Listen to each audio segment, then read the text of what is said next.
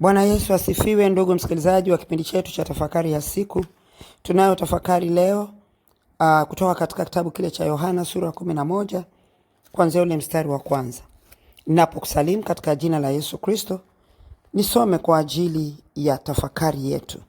Basi mtu mmoja alikuwa hawezi, Lazaro wa Bethania, mwenyeji wa mji wa Mariamu na Martha dada yake.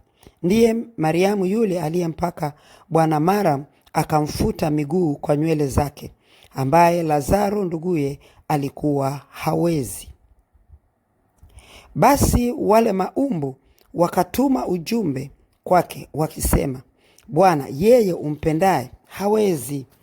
Naye Yesu aliposikia alisema, ugonjwa huu si wa mauti, bali ni kwa ajili ya utukufu wa Mungu, ili mwana wa Mungu atukuzwe kwa huo. Tunaona hapa Lazaro alikuwa hawezi, manake alikuwa anaumwa, alikuwa amekuwa mgonjwa. Na katika hali hiyo Mariamu na Martha walitumana Yesu aje, maana ile familia ilikuwa ni rafiki wa Yesu Kristo. Lazaro alikuwa rafiki yake na maumbu zake walikuwa marafiki wake Yesu.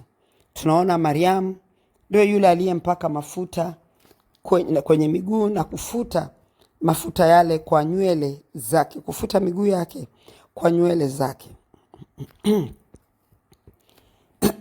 Kufuta miguu kwa nywele zake. Na kwa jinsi hiyo tunaona ule upendo wa ukaribu uliokuwepo kati ya familia ile na Yesu. Walikuwa ni marafiki. Na tunaona Yesu aliendaga huko wakati fulani, na watu wa Uyahudi walimkataa. Alipokuwa na ubiri walitaka kumpiga, walitaka kumuua actually. Yesu akaponyoka mikononi mwao.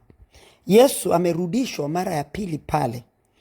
Anarudishwa sasa mara ya pili kupitia Lazaro. Siku zote Mungu huwa anatafuta mtu anayeweza kusimama mahali palipobomoka.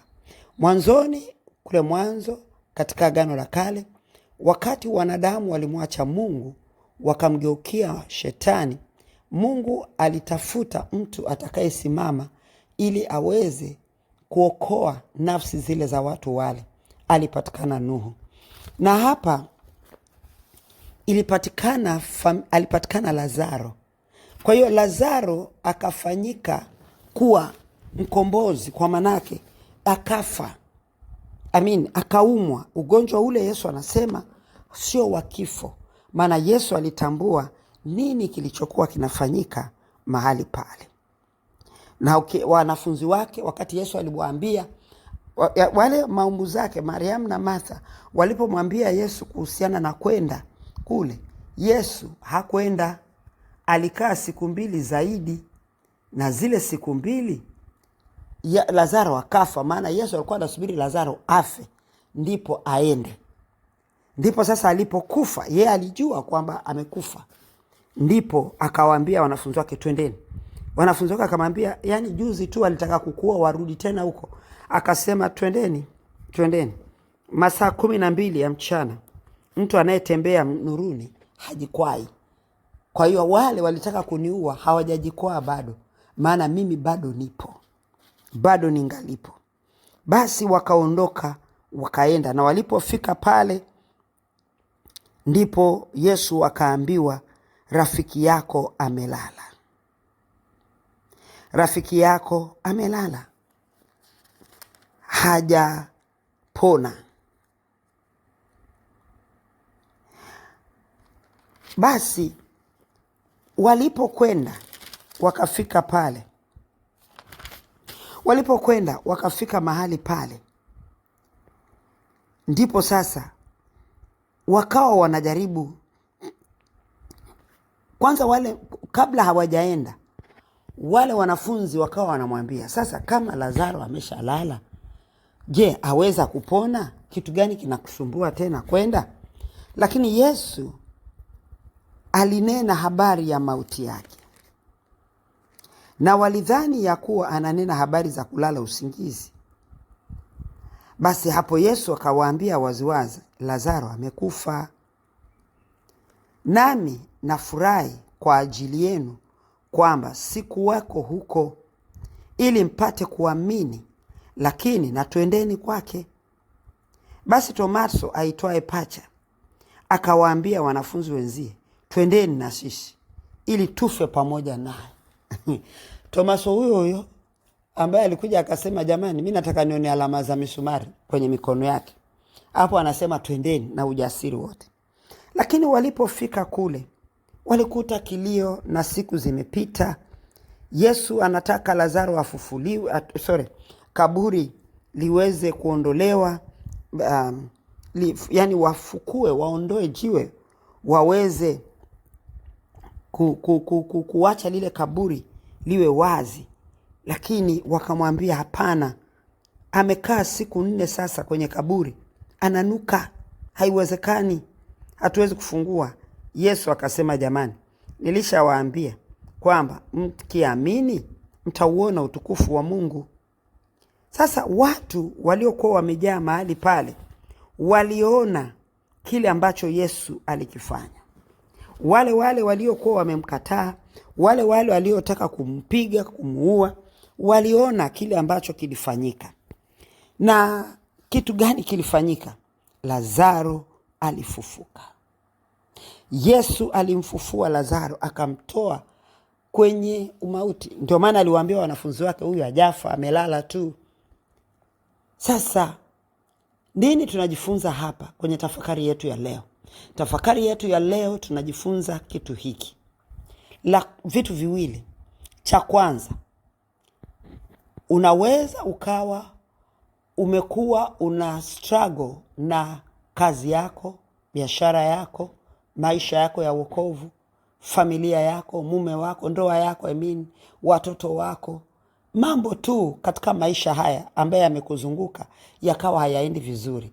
Alafu ukawa unalia mbele za Mungu, unamwambia, Bwana nione, Bwana muone mume wangu, Bwana. Unachukua na nguo za mume wako unazipeleka mbele zake kwamba ni yeye. Bwana, namleta mume wangu huyu, naomba ukamkuta. Bwana, naomba kanipe neema, natoa na sadaka yako hii, sina kazi, watoto hawana chakula. Chochote kile utakachokuwa unakiombea, lakini ukashangaa kimya, Bwana hajibu. Na wewe ukakata tamaa. Kumbe kilikuwa kinatakiwa kitu hicho kife kwanza. Maisha yako yafike mahali pagumu kwanza, ndio yafufuliwe, ndipo yazaliwe kwa upya. Maana hakuna uzao juu ya uzao. Aliye hai hazaliwi tena. Kile unachokiombea kisimame kinatakiwa kife, ili kile ambacho kinatakiwa kusimama ndipo kizaliwe, kisimame. Yamkini kuna dhuluma kwenye kazi hiyo, yamkini kuna uharibifu kwenye kazi hiyo, yamkini kuna msingi mbovu kwenye ndoa hiyo, yamkini kuna anything can be there. Na inawezekana wakati mwingine ni utukufu wa Mungu tu Mungu anataka kujichukulia. Hakuna tatizo lolote, lakini Mungu anataka kujichukulia kwa sababu kuna kutokuamini, kuna kutokumwamini Mungu katika hayo unayoyafanya. Yamkini tumaini lako liweka kwenye kazi, tumaini lako liweka kwa mume, tumaini lako, moyo wako liweka hapo kwa uhamisha kwa Mungu. Kwa hiyo Mungu anataka ajichukulie utukufu katika wewe. Sasa umeomba na imekuwa haiwezekaniki, mpaka mwisho unakuta amekufa, kazi imekufa, ndoa imekufa. Lakini katika yote hayo wewe huna taarifa kwamba kuna kitu kinaenda kuchipuka tena. Lazaro alipokuwa amekufa, tumaini lilipotea kwa wale watu. Hawakuamini kwamba inawezekana tena. Lakini liko tumaini. Maana ndani ya Yesu Kristo ndiko kuliko na uzima. Ili mradi Yesu Kristo anajua juu ya jambo hilo, uzima wake unakuja kuifufua kilichokufa. Ukiona umeharibikiwa, usikate tamaa. Ukiona kitu kimekufa, usife moyo na wewe. Ukifa moyo na wewe, unazuia kuzaliwa kwa upya katika kile kinachotakiwa kustawi tena. Kwa hiyo usife moyo. Hakuna kukata tamaa, hakuna kuvunjika moyo. Chochote unachokiona kinakufa, kwako wewe bado maisha yapo. Ili mradi wewe hujafa, ili mradi neema Mungu bado ipo inakutunza kwenye kuishi, bado maisha yapo. Usiweke tumaini lako kwenye kitu hicho unachokiona kwa macho.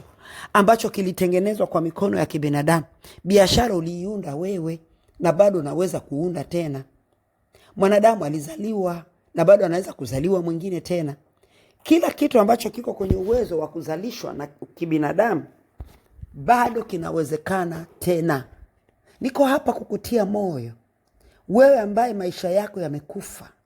Wewe ambaye ulikuwa na kazi jana leo huna.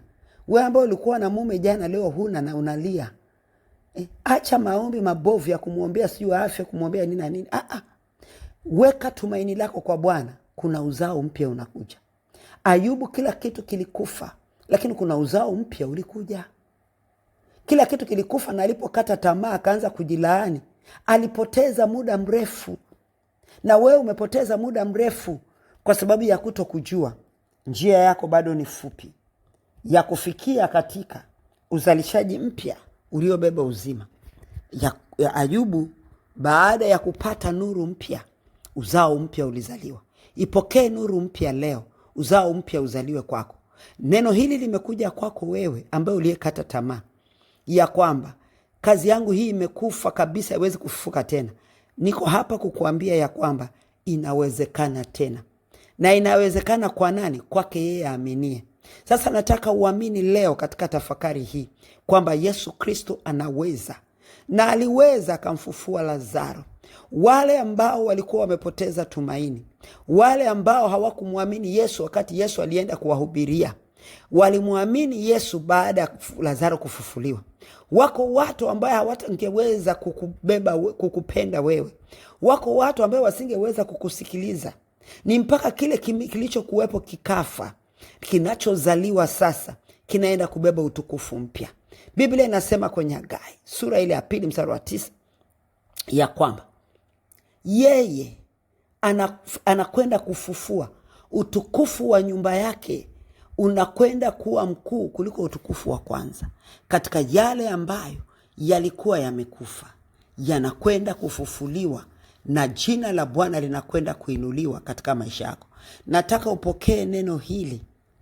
Nataka ulipokee neno hili. Sikutabirii mimi. Ni neno ambalo Bwana ametupatia leo asubuhi kama tafakari. Na neno hili linazungumzia kuhusu uzima, linazungumzia kufufuliwa, linazungumziwa kutoka mautini kuingia uzimani. Kabla hatujatoka mautini ya kifo na kuingia katika uzima wa milele, toka katika umauti wa kifo cha maisha yako ambacho umekikatia tamaa, ili uingie kwenye uzima wa maisha mapya ambayo yamebeba ufufuo mpya. Na tumaini hilo na ufufuo mpya ndio litakalobeba tumaini lako la uzima wa milele. Maana utabaki ukiamini ya kwamba kama Mungu alifanya, anaweza akafanya na hili. Imani huja kwa kusikia. Na leo umesikia neno la Mungu. Wacha imani jengeke kwako na ukamwamini Kristo katika hili. Wewe ulisikia neno hili na ukalitendee kazi, na Bwana akawe pamoja nawe kukutetea na kupigania. Kama Lazaro alifufuliwa katika wafu, kama Yesu alisema kifo cha Lazaro sio cha mauti, basi yuko mtu ambaye anayesikiliza ujumbe huu kwamba kifo chake, ulianguka kwenye dhambi mara ngapi, sio mwisho wako. Inuka tena. Biblia inasema kwenye Mithali ya kwamba mtu aangukapo hata mara 7 atainuka tena. Wacha neno hili likakuinue tena leo kwa jina la Yesu Kristo. Wewe uliyekata tamaa ukasema huwezi kusamehewa, msamaha upo kwa sababu neema bado ipo. Napokea msamaha wako leo kupitia neno hili na maombi haya kwa jina la Yesu Kristo. Ukapokea msamaha wako. Bwana Yesu, kamsamehe yule aliyeanguka jana, ukamsamehe yule aliyekata tamaa, ukamsamehe yule aliyevunjika moyo akasema hakuna tena msamaha, mimi ni mwenye dhambi, Yesu hawezi kunisamehe mimi. Kwa sababu neema yako bado inaishi, Bwana achilia neema yako ya msamaha ikatusamehe tena na kutupa neema ya kuweza kuishi. Pokea msamaha wako, pokea uzima wako, pokea nuru yako, pokea nguvu mpya, pokea tumaini lipya, pokea uzima mpya na ufufuo mpya ndani ya Kristo. Kwa jina la Yesu Kristo nimeomba na kuamini. Amen. Mungu akubariki.